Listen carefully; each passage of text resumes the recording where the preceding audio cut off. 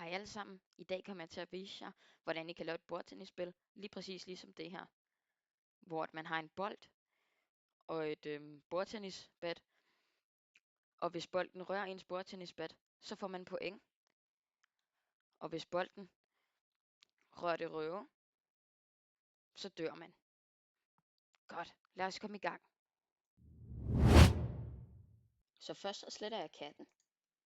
Den har vi nemlig ikke brug for. Så vælger jeg en ny sprite, og så søger jeg på paddle, og så vælger jeg spriten, der kommer frem. Så tager jeg paddle-spriten og sætter den cirka i bunden af skærmen. Så siger jeg så, at når det grønne flag klikkes på, for evigt, sæt X til musens X-position. Godt. Så hvis vi starter vores spil, så går vores paddle sprite altså til musens X-position. Godt. Men det er ikke rigtig et bordtennisspil uden nogen bordtennisbold.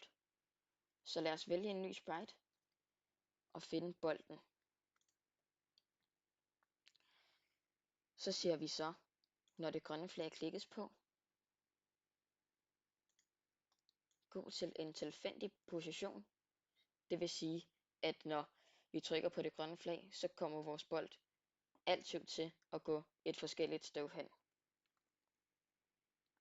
Så ser vi så peg i retning 45, hvilket er skråt højre op. Så tager vi så et for evigt loop, og så siger vi så gå 15 trin, og hvis vi rører kanten, så hopper vi tilbage på skærmen. Godt, så hvis jeg tester spillet, så kommer vores bold tilbage, og den piler derudad. Godt.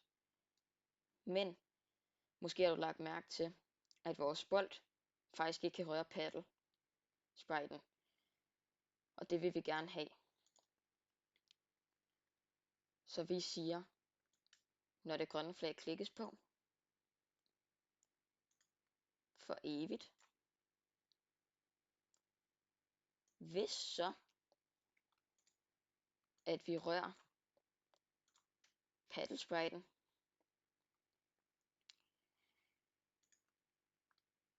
så drejer vi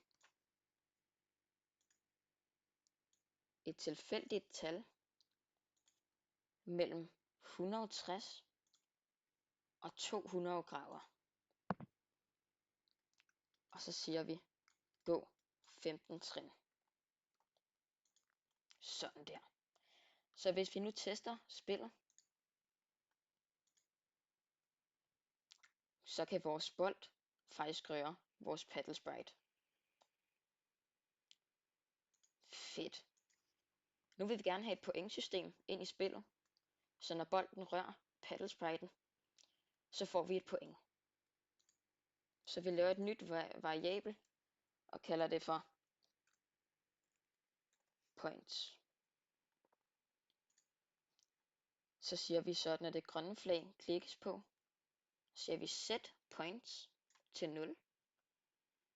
Og når vi rører paddle spriten, så ændrer vi vores point med 1. Godt. Så hvis vi tester vores spil nu, og når bolden rører paddle spriten, så får vi altså et point. Men der er ikke sådan noget fare i spillet, og det er lidt kedeligt. Så jeg vælger en ny sprite og søger på line, og så vælger jeg den røde. Så tager jeg line spriten og sætter den cirka i bunden af skærmen. Så siger jeg så, når det grønne flag klikkes på, for evigt. Hvis så, at vi berører boldspriten, så stopper vi hele spillet. Godt. før vi tester vores spil, så lad os finde en ny baggrund. Og jeg kommer til at vælge Neon Tunnel. Godt, så hvis jeg nu tester spillet, og at bolden rører paddlespejden, så får vi et point. Og hvis bolden rører bunden af skærmen, så dør vi altså, og så stopper spillet. Godt. Så gemmer vi vores projekt. Og ja, det var egentlig bare det. Så vil jeg sige rigtig mange tak, fordi at I så med på den her video. Og hvis I rigtig godt kunne lide den her video, så må I meget gerne gå ned og trykke på like og subscribe. Og ja, det var egentlig bare det. Hej hej.